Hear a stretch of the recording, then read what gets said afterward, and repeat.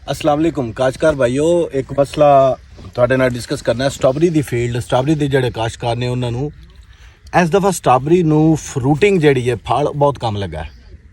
ਇਹ ਬੜਾ ਇਸ਼ੂ ਵੇਖਣੇ ਚ ਆਇਆ ਫੀਲਡ ਦੇ ਵਿੱਚ। ਮਿਸਾਲ ਦੇ ਤੌਰ ਤੇ ਇਸ ਫੀਲਡ ਦੇ ਵਿੱਚ ਜਿੱਥੇ ਮੈਂ ਖੜਾ ਇੱਥੇ ਤਕਰੀਬਨ 5 DAP 3 ਨਾਈਟ੍ਰੋਫਾਸ ਤੇ 5 ਯੂਰੀਆ ਦੇ ਕਰੀਬ ਖਾਦ ਵੀ ਲੱਗ ਚੁੱਕੀ ਹੈ।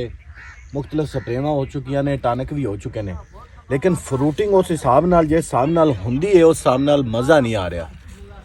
ਹੁਣ ਮੇਜਰ ਪੈਸਟ ਅਟੈਕ ਵੀ ਕੋਈ ਨਹੀਂ ਹੈ, ਮਾੜੀ ਮੋਟੀ ਕੋਈ ਸੁੰਡੀ ਨਜ਼ਰ ਆਉਂਦੀ ਹੈ, ਇਸ ਤੋਂ ਇਲਾਵਾ ਵੀ ਕੋਈ ਨਹੀਂ।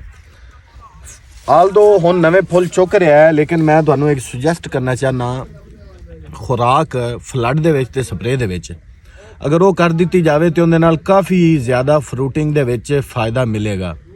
ਸਭ ਤੋਂ ਪਹਿਲੀ ਚੀਜ਼ ਹੈ ਕਿ ਸਪਰੇਅ ਦੇ ਵਿੱਚ ਚਿਲੇਟਡ ਜ਼ਿੰਕ और पोटाश लिक्विड, अच्छी क्वालिटी दी पोटाश लिक्विड लेनी है 500 ml, चिलेटेड जिंक 400 ग्राम लेनी है, नाल फेरस चिलेटेड अगर तुहानू मिल जाए 200 ग्राम वो पा लेना। ये तुहाडी बन गई स्प्रे बेहतरीन जिहड़ी कि फ्रूटिंग वधावेगी। खुराक इहदे च पूरी है लेकिन फ्रूटिंग अपना खुराक चुक नहीं रहा पौधा। ये स्प्रे तो बाद तुहानू एक बहुत ज़्यादा इंप्रूवमेंट नज़र आएगी। दूसरी रहेगी फ्लड की गल। फ्लड ਦੇ ਵਿੱਚ ਹਿਊਮਿਕ ਐਸਿਡ ਲੋਕਲ ਦੀ ਬਜਾਏ ਇੰਪੋਰਟਡ ਹਿਊਮਿਕ ਐਸਿਡ ਅਗਰ ਮਿਲ ਜਾਵੇ, ਉਹਦੇ ਵਿੱਚ ਕੁਝ ਕੰਪਨੀਆਂ ਦੇ ਰਹੀਆਂ ਨੇ, ਸਵਾਤ ਐਗਰੋ ਦੇ ਰਹੀ ਹੈ, ਐਗਰੀਸੋਲ ਕੰਪਨੀ ਹੈ ਕੈਨੇਡਾ ਦੀ, ਉਹ ਦੇ ਰਹੀ ਹੈ, ਦੀਗਰ ਕੰਪਨੀਆਂ ਵੀ ਦੇ ਰਹੀਆਂ ਨੇ। ਇੰਪੋਰਟਡ ਹਿਊਮਿਕ ਐਸਿਡ 4 ਤੋਂ 5 ਲੀਟਰ ਔਰ ਮੈਗਨੀਸ਼ੀਅਮ, ਅਗਰ ਮੈਗਨੀਸ਼ੀਅਮ ਬਲੂ ਮਿਲ ਜਾਵੇ ਤੇ ਵੈਲ ਐਂਡ ਗੁੱਡ, ਨਹੀਂ ਤੇ ਸਫੈਦ ਮਿਲ ਜਾਵੇ ਉਹ ਫਲੱਡ ਕਰ ਦਿਓ।